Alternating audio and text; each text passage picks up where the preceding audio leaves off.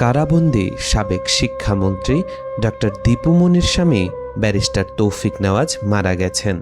মঙ্গলবার রাত 10:30টার দিকে রাজধানীর একটি হাসপাতালে চিকিৎসাধীন অবস্থায় শেষ নিঃশ্বাস ত্যাগ করেন তিনি।